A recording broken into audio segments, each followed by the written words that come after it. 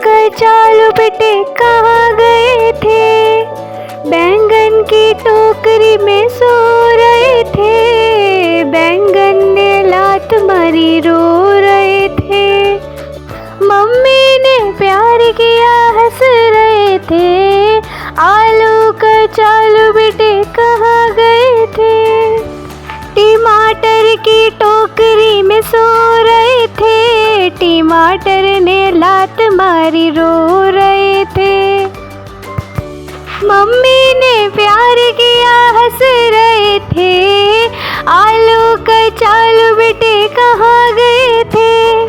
सब्जी के साथ मिलके खेल रहे थे, सब्जी के साथ मिलके खेल रहे थे।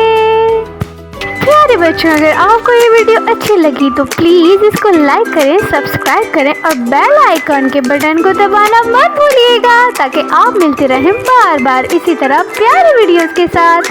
बाय बाय प्यारे बच्चों।